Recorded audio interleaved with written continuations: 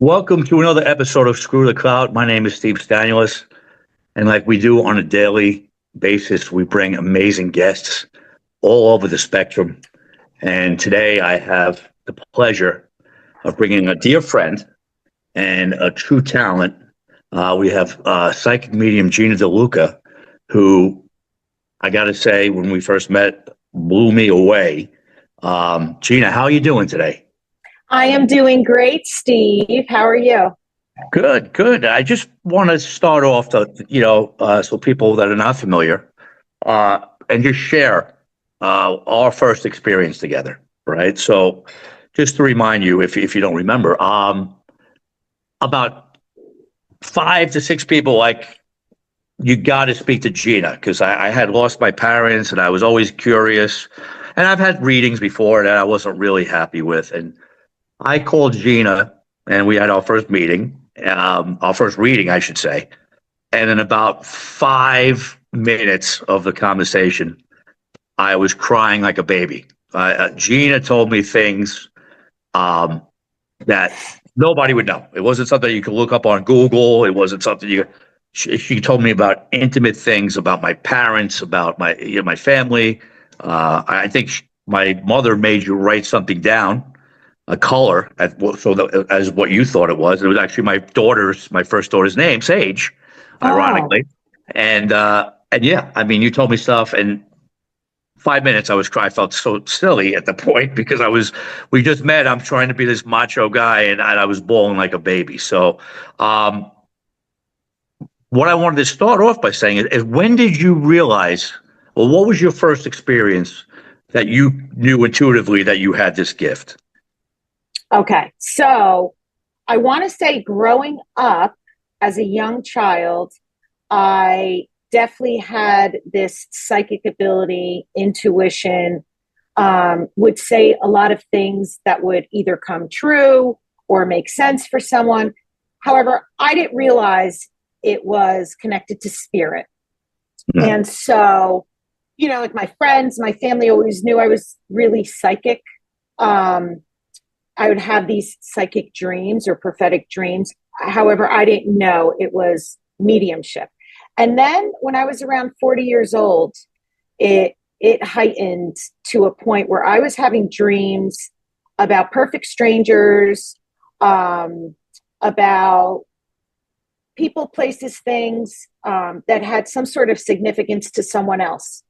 Mm-hmm. So it could have been somebody lost, a loved one, and then I would run into them like a week later at a food store, and then it would all make sense. Like I'd start reading them. Those were my early days of practicing. And then it could have, ranged to a missing person, and then mm-hmm. it would make sense later. So it all started to come together for me and start to make sense, in my early 40s. And that's when I realized I was channeling spirit, channeling those on the other side, people's loved ones, spirit guides. And that's where I was getting my information from. And mm-hmm. I kind of prefer, instead of the word psychic, mm-hmm. that, I'm connecting with these higher powers, your higher power, your spirit guides. And that's where the information is coming from. And I just funnel it through. I'm like a telephone from the other side. And so, yeah, I mean, in short, at 40 years old, for sure. Now, what's interesting to me is you said it like numerous times.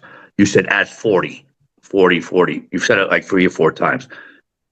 Why do you think that was when it all clicked? I mean, why not 30? I mean, didn't stuff happen at 30, 20, 15? I mean, you kept saying 40. What came together that you're like, okay, I got this? Was there a certain incident, an epiphany? What happened at 40? Because that seems to be an important number. That was your, I got this type moment. Okay, so that's a great question. And I've said this from the day I met you. You're very intuitive, Steve. And so I don't think you just pick up on facts. Yeah. And I don't think it's just your listening abilities. You're very intuitive. At 40, I hit my head and suffered a significant concussion. And I was in bed for 2 weeks. I couldn't watch TV. I couldn't look at my phone. I was in extreme pain. And after I healed from that, after about 2 weeks, these experiences heightened so much that my life was never the same again. So I want to say that you're kind of hitting the nail on the head with, and it's an intuitive thing, but for me, I think it was after I suffered that concussion, that blow to my head, that things really started to happen.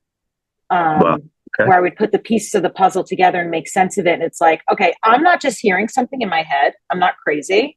I'm actually hearing spirit, hearing information.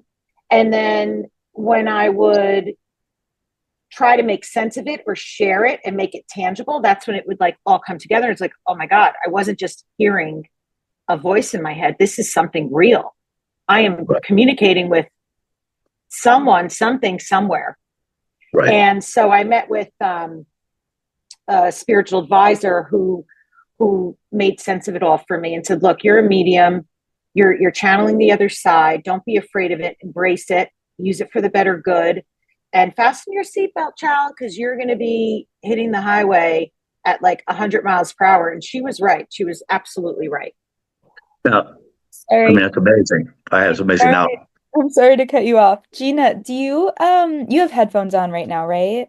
I do. I have my AirPods on. Are you able to disconnect them? Just because sometimes it like does like a little bit of like a robotic voice undertone. Sure. And hearing it a little, I don't want you to sound like a robot. Okay. Are you sure that's not a spirit going into her? I was just going to say. I was actually thinking that if we still hear it, it might be. That's funny. Look, don't be surprised because we often pick up spirit on electronics. That's so cool. That'd be great. That would be awesome. Yeah. Wow, that's sick. You actually just got much better now. Yeah, you do. Okay, you guys are set to go. Okay, awesome. And as a matter of fact, Steve, didn't we experience, because I don't know if the listeners know this, but you and I did this paranormal investigation together. I'm going to get into that as well. Yeah, like, wasn't there background noise and sound and stuff going on that you guys picked up? And I let you know before I walked in, I'm like, this has happened before. Just be aware, have extra batteries on hand because everything either like blows out really quick and we have to replace batteries throughout filming, or you'll hear stuff, pick up stuff. And I think you were like, oh my God, we're hearing stuff's going on. Right. Yeah. And again, I was going to touch into that, but yes, I'll just jump to that now because I have so many other questions about you and the gift. But yes, so Gina and I had did a paranormal show. I've always kind of been into the paranormal. And again, it always intrigued me. So we did this show called Ghost Guidos. Again, it's your Italian-American guys and girls from Brooklyn that are not experienced. That's the whole cool of the show. Because everybody that does all these shows, like Ghost Adventures, they're all quote-unquote experts, whatever that really means. But we're not. And we never portrayed ourselves to be. So we brought Gina in because she was actually the only quote-unquote expert that can help us out. And we went to this Kreischer mansion, which obviously is a haunted location. And it's well known to be a haunted location in Staten Island. But Gina came in and she stood out the whole time when we were getting a tour and being told what was going on purposely. And there was mob hits there. There was, the owners back in the day in the 1800s. There was suicides. There was a lot of stuff. Kids getting died young. And the craziest thing when you came in, G, is when you went downstairs where the mafia murder took place. You actually got scratched. 100% legit. This was not like set up or what have you. You actually, again, you had a claw mark on your back, and and not to interrupt you, but Johnny was with us. That was so John was Biaggi with me downstairs, and I was like, I was like, you know what, Johnny? I just felt something. It actually hurts. I'm going upstairs because I knew I had to get out of there at that point. Right. Right. And I like going into places kind of cold, if you will, Right. or raw. So you guys went in first because I like to just have my own experience first. I like to go in with a clear slate, and I also loved that you guys weren't experts going in, and we were trying to either prove some of the things that people have reported, or debunk some of the things, Right. and that made it fun and exciting. Right. And lo and behold, stuff actually happened that was wild. Right. And what I do want to say, because I had shot films at the Hinsdale house, which was supposedly investigated by, again, we'll just use the Ghost Adventurers. It's funny, John Bianco actually is calling me right now as we speak. Is that funny? Is that funny? Yeah, he just called it. But the Ghost Adventurers, and they went there and they couldn't stay in the house allegedly, and whatever. I went there. It was really, I never really felt anything, but maybe because I was focused in on shooting. And then we went to Clinton Road, another famous spot in Jersey. Didn't really experience anything. Again, it's weird to me that every time they go somewhere, something happens, which I find it, again, hard to believe, because I mean, you have to make something happen, because if you watch a show for an hour, nothing happens. Why would you watch a show? So that's why I was skeptical to believe. I mean, I believe totally, but Right. I was skeptical with them per se. But the reason why I'm saying that is, I'll put my hand on a Bible that you got scratched, no doubt. I mean, Well, we there was some stripped other me things. down, right? There's like a partially, not a nude, a segment, but we like took my clothes off so we Right. could check my back because I was so uncomfortable. And I'm like, I think I was just scratched. And Right. so we picked up something tangible that actually happened Yes. with spirit. Yes. So that And place. I'll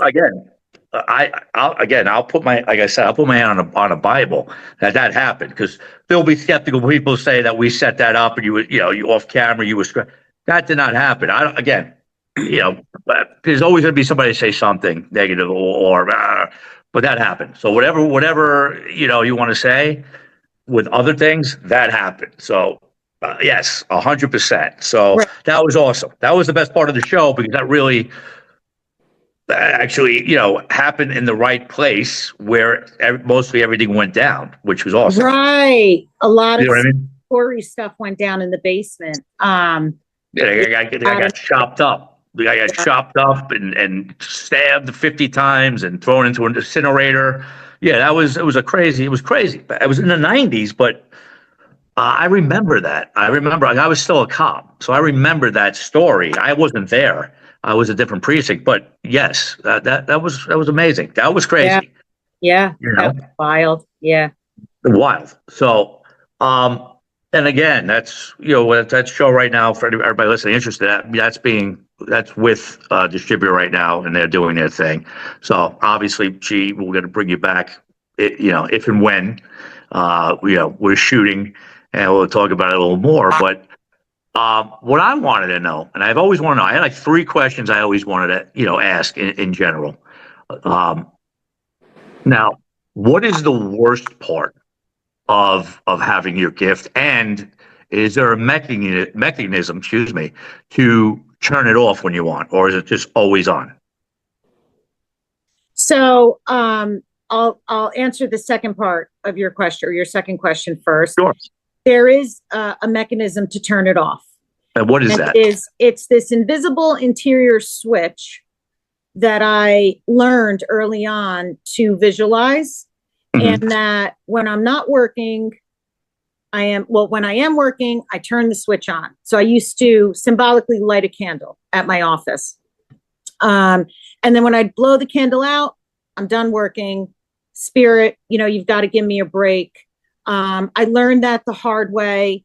I kind of worked 7 days a week, 24 hours a day. There was like no sleep work-wise until I burnt out, really. And then I realized, okay, I need to figure out how to turn this off. And I did.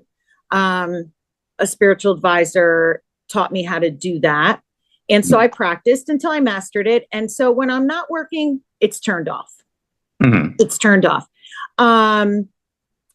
And the hardest part of what I do is there's a few difficult things related to what I do that make it difficult and challenging. That's obviously, being with someone who's lost a loved one and is grieving, and seeing that other person in pain. That's difficult, because I'm a human, and I'm a daughter and a sister and a mother and a wife and an aunt and a friend, and so I don't like to see people in pain. And then one of the other, I want to say, like, top 3 things that makes it really difficult is I get a lot of dreams and I don't understand what they all mean. So Right. I'll document them, like first thing in the morning. I'll get up on my phone, write it in my notes so it's all time stamped. Mhm. And then when something goes down related to those dreams and you didn't know who it was for, and it's traumatic, Mhm. it's really difficult for me that I kind of knew something was going to happen and I couldn't control it. Right. Do you think, now it's funny you said that, because I'm going to ask you another crazy question. I'm sorry. Another crazy question I would have then to follow up with that. How do I ask this? No, do you think you could ever have a premonition on something? Let's placate. Today, you have a premonition after as we were speaking, that I'm going to go in a car and I'm going to get cracked in a car accident, like a major car accident. Do you have the ability, not the ability, if you got put in that position and you're thinking that while we're speaking, is it something that you feel obligated to tell me, or you feel like, no, I can't say anything because that's what's supposed to happen? Does that make sense? Absolutely. Great question. I have a lot of them. I have pretty good questions today. You No, do? I'm kidding. But no, I mean, is that something that, what would you do? Let me take it one step further. If it was a family member, like it was not that we don't love each other, we're not friends, but it was somebody like a child, a sister, your husband. If you saw that, what would you do? If I saw it and I knew who it was for, I would absolutely tell them. Mm-hmm. I'm very careful about my delivery. So it would go something like this. Like if I had a premonition for you today, Steve, if I had it, Right. I'd say, look, do me a favor, stay close to home. Okay. You That makes know, sense. oh, well, Gina, but I was supposed to fly out to Miami on Friday. And I'd say, can you change it? I would kind of get the idea if you said that to me. I would kind of get that idea. And I would done that. I would get the hint. You know what I mean? Yes. But okay, so that makes sense. Yeah. So I didn't know if there was like a code where you can't disclose that, or you could change. Like, I remember Final Destination. You can, and with that, there's a responsibility with what we have in to deliver it in a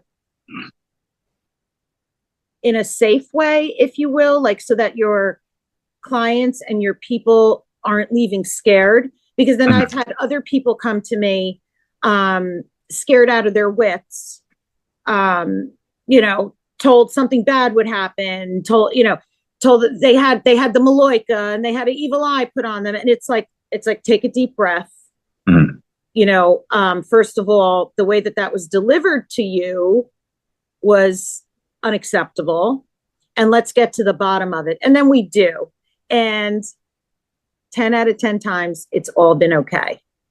Right. I've never had anyone leave me without resolving the issue. Thank God. And so there's a responsibility with what we have and how to deliver information to people without leaving them scared, without them feeling like, I tell people, I'm not God. I'm getting this information from what I believe is a higher power. Let's take it and let's move on with it and not let it interfere with your life. And let's use it for the better good. Right. No, that makes sense. No, absolutely. That's a great answer. So again, I got one. So it's going to lead into my. It's not a controversial question at all, but this is my probably like the closest Joe Rogan type of question that I'm going to give you. So, yeah. Does this validate to you that there is a heaven and God and that everything is 100% the way it's laid out to be? Does that validate it for you, or it's really still not undetermined, or what does this gift prove to you spiritually? Spiritually, that there absolutely is a God. Mm-hmm. There absolutely is heaven, another realm, if you will, that your spirit goes to when it exits your body. And, so people can get a visual of that. It's kind of like when you get in your car and you drive your car. So, our human body is the car, and the spirit enters into the human body. And then, when the car dies down or the human body dies, the spirit exits and goes to, when you get out of your car, you're going somewhere, right? You're outside, right. You're on earth. You're walking the streets. So it's the same thing. And I believe that your spirit exits your body and goes to this other realm. And, I like to call it heaven.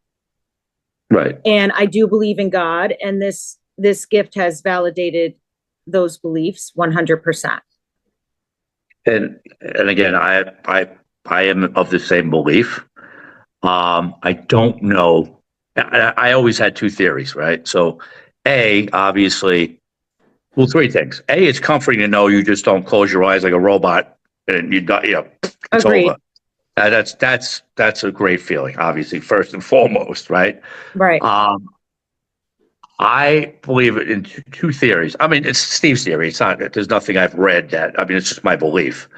Obviously, you're in another dimension. I think right now, potentially, there's a whole other life right next to me going on that could be in my house, living a whole thing that have no idea, and vice versa, right? I do think, and what I hope, I don't think heaven is like pink, like Oz, like pink roses, and what I think heaven is what in our mind is heaven, in a sense where you see people the way when they were healthy and how you remember them, and you're like in your own heaven, like what's heaven to you. You know what I mean? I don't believe that. And again, whatever it is, it's better than just shut my eyes and and ending.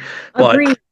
I think that's what it is, G, in my mind, and that's what I'm hoping. I don't believe in remember Oz when they run through the daffodils and right. wanting to get there. I don't know if it's like that per se, but that's what I would like to think it is. You know what? I love that, Steve, and I think it's really important that people start with a belief system and have faith in a higher power. And I'm sure you've heard this Bible verse, the kingdom of God is within us, within you. So it does start with you. Right. It does start with you. And so it's important to practice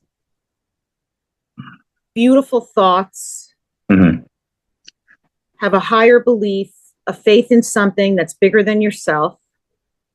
Know that although you may feel lonely, sometimes you're never alone. This other realm does exist. Like you said, is it in my house? It's all around us. Right. They're just living there. Like we don't see, though they exist. They could be right next to me doing their thing, not realizing we're here. Exactly. And again, it sounds crazy, but again, if there's entities, right, and exorcisms, and if there's good, there's bad, right? So if exorcism are legit, I mean, we're going way off the rails, but if there's exorcisms and it's proven it has been, I just watched something recently where this particular priest in his 70s had did over 40. Then there's got to, if there's demons, there's got to be angels, right? If there's one, there's the other. Right. So, and, it's balance of life. So, yeah, so that's actually comforting to me. Yeah. When I hear there's exorcisms and you have to go and, read the passage from the Bible, right? What does that mean? If the Bible didn't exist, or that something greater, higher power, and if you started, reciting a verse from the Bible, why would that make that demon potentially leave?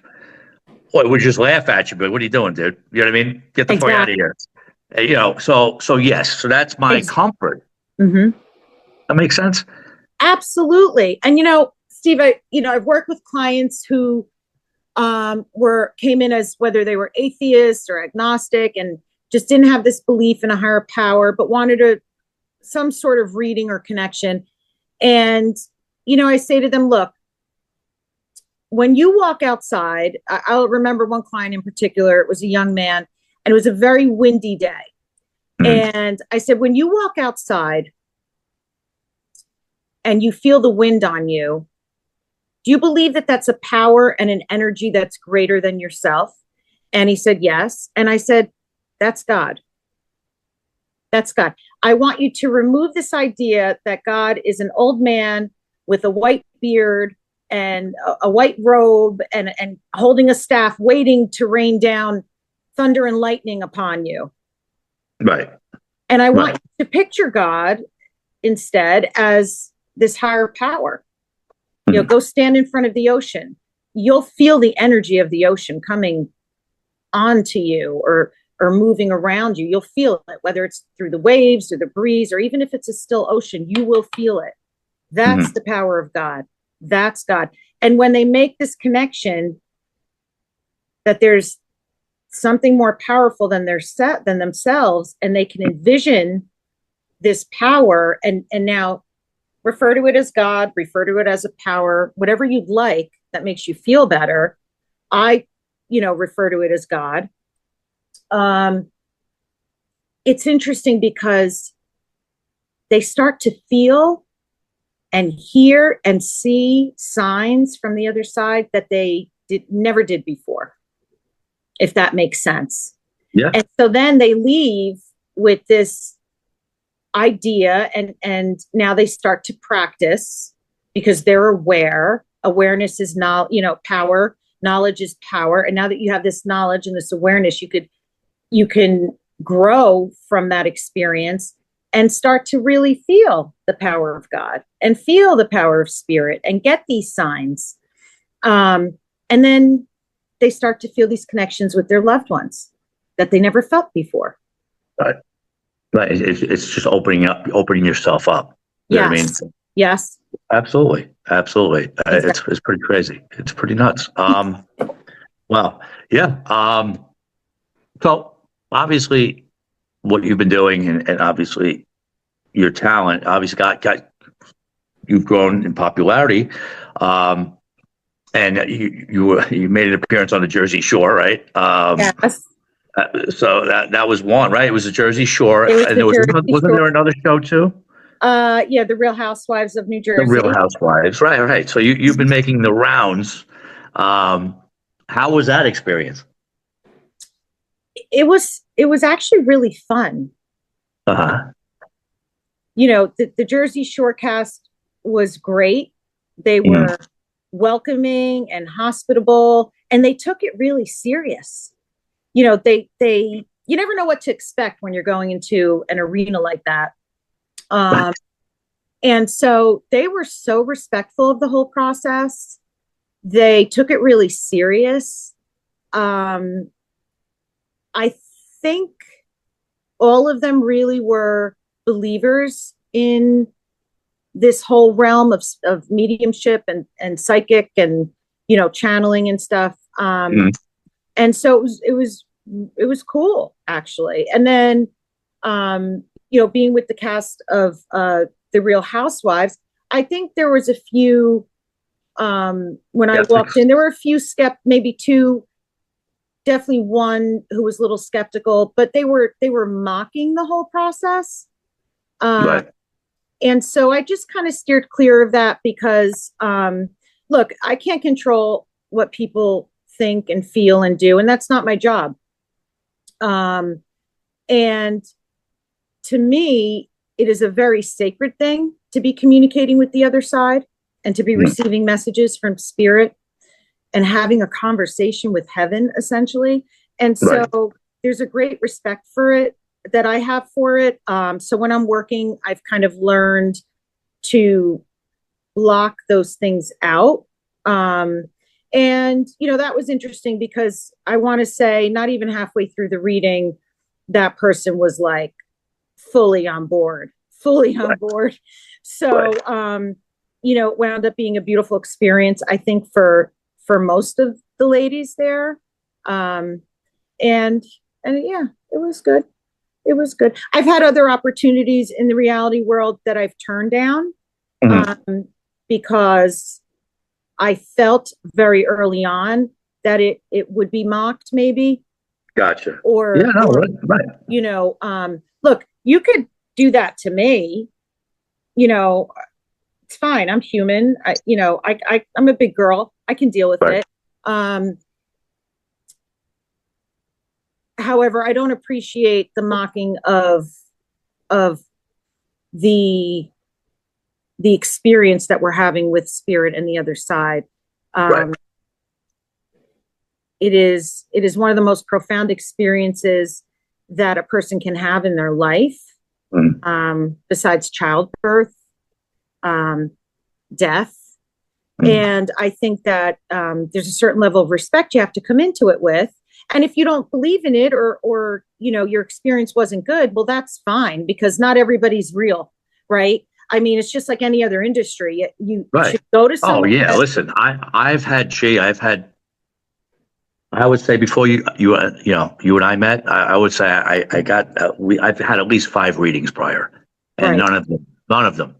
That's why, I love it. I enjoy it. Even tarot. I've gone to tarot card readings.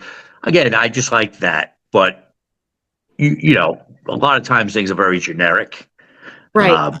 But like I said, if anybody else wanted to come on in this realm, no pun intended, that that has read me prior, no way. When is she available? You know what I mean? So Always, yeah, I mean, you, Steve, always. Yeah. Oh, I appreciate that. And what I would like to do now, just before we get going, because we've unbelievably, we've taken off and we've been a top 10 podcast right now with Apple podcasts. So we do have a lot of great listeners. How do people listening find you? What's the best way to get in contact with you if they're interested in reading? What's the process to get in touch with Gina? Okay, so the process and the best way to get in touch with me, whether it is to book a session with me, or to ask questions, find out information about readings, just go on my website, www.ginamariespiritualmedium.com. You can find me on Instagram, Gina Marie Spiritual Medium. Make sure to look for the blue check mark. I only have one page, and you could find me on Facebook, also my page there. And I just want to tell listeners to never send money to anyone who is DMing you. I never DM people for readings. I never solicit readings that way. I don't even really advertise myself. Most of my clients are through word of mouth recommendations and find me through people that they know that have come to me. So the best and safest way to do that is to do it via my website. There you go. Now I'm going to do one last thing that you had no idea. I'm going to put you on the spot. Oh boy. So Obviously, we're together on a potential project that we're working on, and at some point, I'm going to have you back regardless.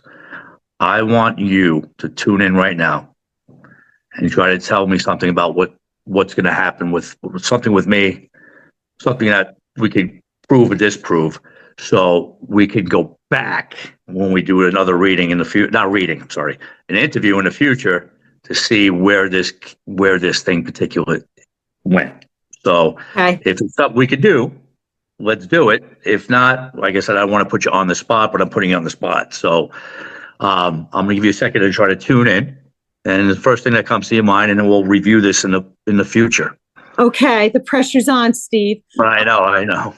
So actually, the second you started talking about wanting to ask me something, I just started to hear the name Chris, or to work with a C or a K name. You'd be directed with them, or maybe are already working with them on taking this show to the next level. And when I say this show, I think it's the paranormal, because I don't know, you're working on several different things right now, several different projects. But the project that's already out there and streaming, like I want to say, like in the Netflix world, the Peacock world, it's already out there, is going to go to the next level faster than you expected it to. You're going to be pleasantly surprised. And then this is another thing. So there's a lot of things going on under your umbrella right now, is related or talk to or defer to Chris, the C or the K name connected to this project. And it sounds so simple and like, yeah, okay, big deal. But that's the door that will open up what you need. Okay. All right. So everybody heard this. Everybody heard it. I threw you on the spot. And I'm going to say right now in closing, I don't know at this particular second. It's not like, oh my God, Chris. Good. I don't know. Perfect. Perfect. So that's what I like even better, because Yeah. I don't. If I am working with one, it's not standing out, so it's probably not that prevalent. So that's great, because next time we do this, we can cut back to this and see what happened. 100%. I can't wait. And Steve, I never like to box these messages in. So this could be when we leave each other, and this happens in my readings, things will start to make sense after the fact. And then I always tell people, let me know, because I'm emotionally invested now, and I love my people, and I want to see good things happen. So then I'll get an email, like, oh my God, you said this name, and then I wound up meeting with, and the last name was Christoph or whatever. Like, it winds up making sense one way or another. So, yeah, I'm interested. No, absolutely, without a doubt. And gee, I got to tell you that I'm not just saying this because we know each other personally, offline. This was one of my favorite podcasts that I've done, because not only I know you're the real deal and forget all that part of it. It was interesting to me where you answered a lot of questions that I've always wanted to know about the realm and all this stuff, and I never share all that stuff. So it was a nice vice to kind of go back and forth and learn, and it was such a different topic than we usually do. So again, I don't say this all the time, and Sage can, she can vouch, but this was probably one of my favorite episodes, and I can't wait for it to air. And listen, come back anytime. And as I tell all my guests, listen to Gina.